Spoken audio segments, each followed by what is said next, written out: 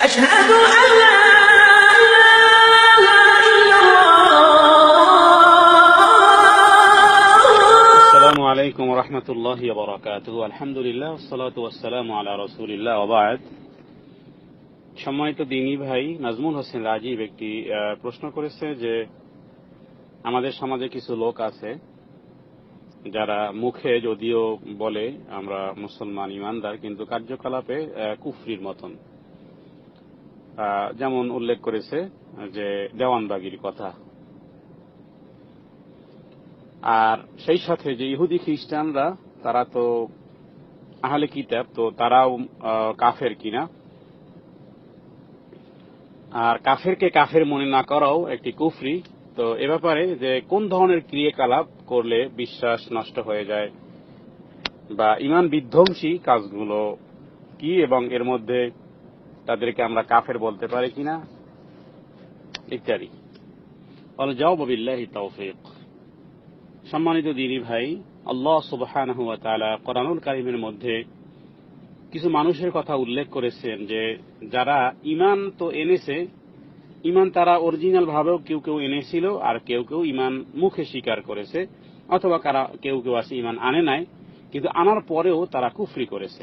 বিধায় আল্লাহ তাআলা তাদের ব্যাপারে কোরআনুল কারীমে সূরা বাকারার মধ্যেই বলেছেন যে হে নবী, অমিনান নাসি মান ইয়াকুলু আমান্না বিল্লাহ, মানুষের মধ্যে কিছু মানুষ আছে যারা মুখ দিয়ে বলবে যে আমরা মুসলমান হয়েছি, আমরা ঈমান এনেছি, অবিল ইয়াউমিল আখির, পরকালকেও বিশ্বাস করি। আল্লাহ বলেন ওমা হুম বিমুমিনিন, তারা মূলত আসলে ঈমান আনে নাই।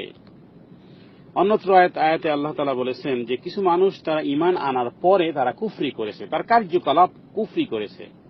কদ কাফারতুম বাদা ঈমানিকুম, যে কদ কাফারতুম তারা কুফরি করেছে বাদা ঈমানিকুম, তার মানে বোঝা যায় যে আগে তারা মুসলমান ছিল, কিন্তু এখন তারা তাদের ক্রিয়াকলাপ কার্যকলাপে তারা কাফের হয়ে গেছে। আল্লাহ তাআলা বলতেছেন। অন্যত্র আয়াতে আল্লাহ তাআলা বলেছেন এভাবে করে যে ইন্নাল্লাযীনা আমানু, মানুষের মধ্যে কিছু মানুষ আছে যারা ইমানদার, ঈমান এনেছিল, সুম্মা কাফারু, এরপরে তারা কুফরি করেছে। তার মানে বোঝা যায় যে ঈমান কিন্তু নষ্ট হয়ে যায়। ওযু যেমন নষ্ট হয়, ঈমানও নষ্ট হয়ে যায়, মুমিন থাকে না, কাফের হয়ে যায়।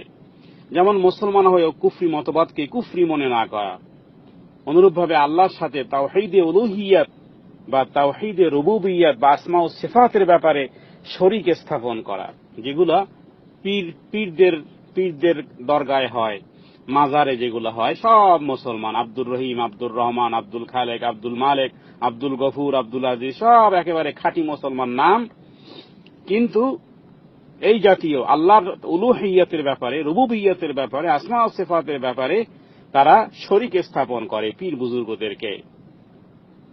অনুরূপভাবে আল্লাহর সাথে সম্পর্ক স্থাপনের মাধ্যমে বান্দার আনুগত্য করে, পীর পুরোহিতদের ওজিফা বা তাদেরকে অলৌকিক ক্ষমতার অধিকারী মনে করে, বা তাদেরকে ভায়া বা মাধ্যম মনে করে।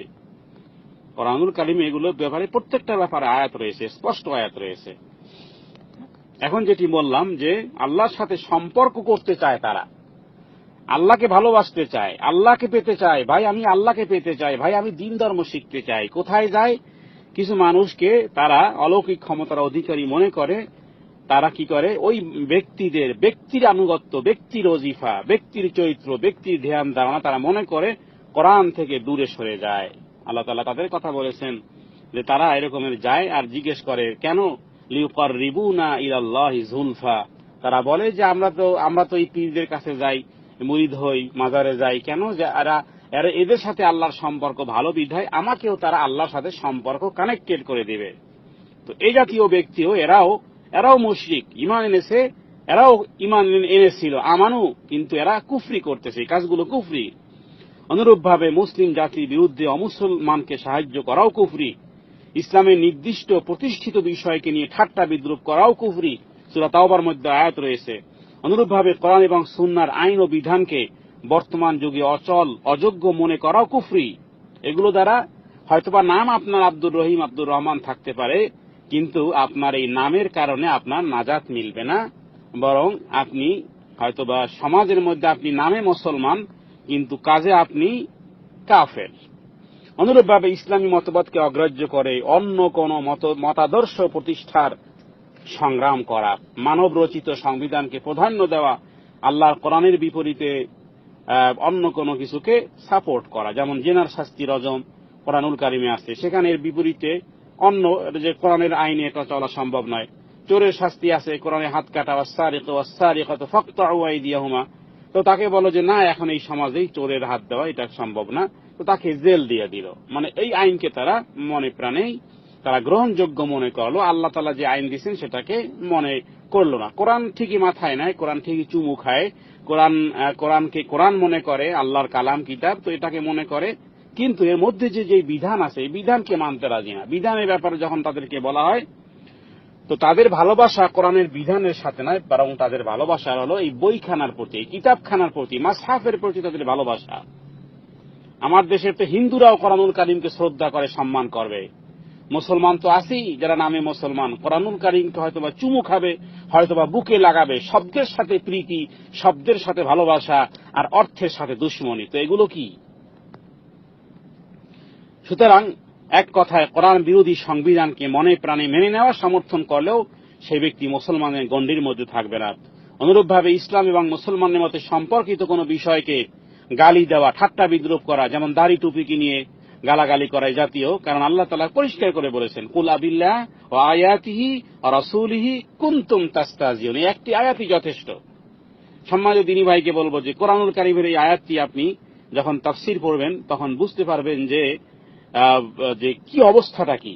আল্লাহ তাআলা কাদেরকে বলেছেন এইগুলো, যারা এইভাবে করে কোরআনুল কারীমের বিধানকে যারা এইভাবে করে ঠাট্টা বিদ্রুপ মনে করবে। কুনতুম তাস্তাহজিউন, আল্লাহ এবং তার রাসূলের নিদর্শন বহনকারী কোনো কিছুকে তোমরা ঠাট্টা বিদ্রুপ করতেছো, তাহলে শুনে রাখো আল্লাহ তাআলা বলতেছেন, কদ কাফারতুম বাদা ঈমানিকুম, এই বিদ্রোহ, এই ঠাট্টা, এই মস্কারা, এই ইয়ারকি, এর দ্বারা কি হয়েছে জানো? কদ কাফারতুম বাদা ঈমানিকুম, কুফরি করেছো তোমার ঈমান আনার পরে। ঈমান আনার পরে তওবা, তুমি কুফরি করেছো। সূরা তাওবার মধ্যে আয়াত পাবেন। তাহলে অবকাশ আছে অবশ্য মৃত্যুর আগ পর্যন্ত, তিনি যদি তওবা করেন এই আশায় তিনিও মুসলমান হিসেবে সাব্যস্ত হন। কিন্তু হতে পারে তার এই কাজটি তো কুফরি, এই অবস্থায় মারা গেলে সে সরাসরি জাহান্নামে যাবে, কিন্তু হতে পারে যে তিনি সংশোধন হতে পারেন, যার কারণে আমরা তাদেরকে নামে মুসলমান, কাজটি তার কুফরি, আমলনামা তার লেখা হইতেছে, কিন্তু আমরা সরাসরি তাকে কাফের মনে করে তার সাথে আমরা বিবাদে লিপ্ত হব না, তাকে বুঝাবো, এবং হতে পারে যে এই ব্যক্তি তওবা ইস্তেগফার করতে পারে। অনুরূপভাবে জীবনে, সমাজে, রাষ্ট্রে, জাতি হিসেবে একটাই নাম, একটাই কাম, আর তা হল হুয়া সাম্মাকুমুল মুসলিমিন। আল্লাহ তাআলা বলেছেন ইন্নাদ-দীনা ইনদাল্লাহিল ইসলাম। তাহলে ইন্নাদ-দীনা ইনদাল্লাহিল ইসলাম এই আয়াতের কারণে ইহুদি, খ্রিস্টান, বৌদ্ধ, শিখ, সমস্ত যারা মুসলমান ব্যতীত অন্য ধর্মের, তারা সরাসরি কাফের।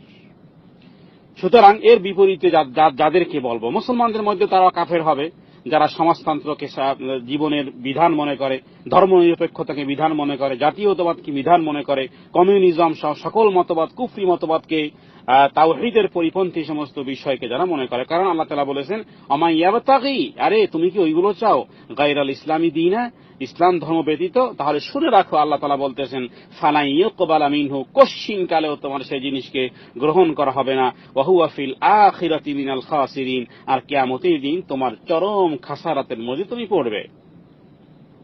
তাহলে এই হলো মূলত বিষয়, এবং এর দ্বারা আমরা বলতে পারি যে আমরা যাদেরকে আমরা মুসলমান, যারা নিজেদেরকে জিজ্ঞেস করলে হ্যাঁ তারা কালিমা বলে, তারা মাঝে মধ্যে নামাজও পড়ে, কিন্তু মন গড়া এমন কিছু কথা বলে যেগুলো শরীয়তে হারাম, অথবা যেগুলো শরীয়তে হালাল সেগুলোকে তারা হালালকে হারাম বানিয়েছে।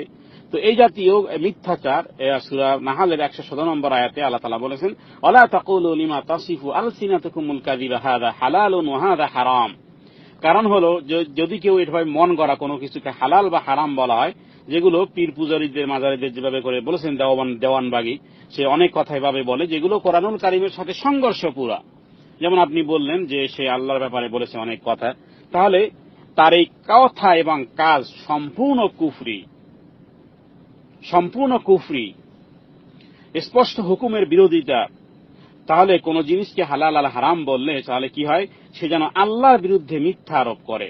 ইন্নাল্লাযীনা ইফতারুনা আলাল্লাহিল কাযিব, আল্লাহ বলছেন এই জাতীয় লোক লা ইউফলিহুন, কোনদিন সফল কাম হবে না। তাহলে এই কাজ যারা করে তারা কখনোই সফল কাম হবে না, আল্লাহ তাআলাই বলেছেন। সুতরাং এই কাজগুলো হলো কুফরি কাজ। এদের মধ্যে কিছু আছে যারা নামে মুসলমান কিন্তু এরা আসলে তাগুত। তাগুত কাকে বলা হয়? তাগুত হলো ইসলাম বিরোধী অপশক্তি, হলো তাগুত। আল্লাহর আইন প্রতিষ্ঠায় বাধা প্রদান করে, আল্লাহর কোরআন থেকে যাদের মানুষকে পরিচালিত করে না, নিজেও পরিচালিত হয় না, এটা হলো তাগুতের অন্তর্ভুক্ত, মন গড়া মতবাদ। সুতরাং নিজামে বাতেল হলো কোরআন বিবর্জিত, কোরআন বিবর্জিত বিষয় হলো নিজামে বাতেল। আর নিজামে বাতিল মূলত জুলুম আর আল্লাহর দেয়া ক্ষমা, আল্লাহর দেয়া শাস্তির বিধান রহিত করে নিজস্ব মতবাদ প্রতিষ্ঠা করা, আল্লাহর বান্দাদের মধ্যে তারা পর্দা বানায়, এরাই হলো তাগুতি শক্তি। এই তাগুতি শক্তিকে প্রতিরোধ করা প্রত্যেক মুসলমানের ফরজে আইন। যদি শক্তি না থাকে তাহলে সে শক্তি সঞ্চার করবে। ওয়াইদু লাহুম মাসতাতাতুম মিন কুওয়া, কারণ হলো আল্লাহ তাআলা ঈমান আনার জন্য যে বিষয়টি অস্বীকার করার কথা বলা হয়েছে, ফামান ইয়াকফুর বিত-তাগুতি ওয়া ইউমিন বিল্লাহ ফাকাদ ইসতামসাকা বিল উরওয়াতিল ওয়াসকা, তাগুতকে যদি অস্বীকার না করে তাহলে তার ঈমান গ্রহণযোগ্য হবে না। হয়তোবা আপনি আপনার পাসপোর্টের নাম আপনি আব্দুল্লাহ রেখেছেন, আব্দুর রহিম লিখেছেন, কিন্তু আল্লাহর আদালতে আপনি কাফের হিসেবেই রয়ে গেছেন। কারণ হলো ঈমানের মজবুত রশিকে আঁকড়ে ধরবে তারাই যারা তাগুতকে অস্বীকার করবে। সুতরাং এই জন্যই কালিমার মধ্যে লা ইলাহা ইল্লাল্লাহ বলা, লা মানে না, অস্বীকার করা, সমস্ত তাগুতকে অস্বীকার করা, আর স্বীকার করো আল্লাহর বিধানকে, তাহলেই হবে তা ঈমানের কালেমা। আল্লাহর বন্দিগির উল্টোটাই হলো তাগুত। সুতরাং এই বিষয়টি আমরা স্পষ্ট করে এই দুইটি আয়াতের তাফসীর দেখলে আমরা বুঝতে পারবো যে আসলে যদিও নামে তারা থাকে কিন্তু তারা শরীয়তের এই বিধান মোতাবেক দলিল অনুযায়ী তারাও এক ধরনের কাফের। তবে তাদেরকে বুঝানো যেতে পারে, অথবা মৃত্যুর আগে হতে পারে তাদের তওবা নসিব হতে পারে। বাকি এই কাজগুলো কুফরি, কাজগুলো করলে এই অবস্থায় মারা গেলে জাহান্নাম ছাড়ার কোনোই রাস্তা থাকবে না। আল্লাহ তাআলা আমাদেরকে এই কথাগুলো বুঝার তৌফিক দান করুক। সাল্লাল্লাহু আলা সাইয়্যিদিনা মুহাম্মাদিন নবিয়্যিল উম্মি ওয়া আলিহি ওয়া সাল্লাম। আসসালামু আলাইকুম ওয়া রাহমাতুল্লাহ।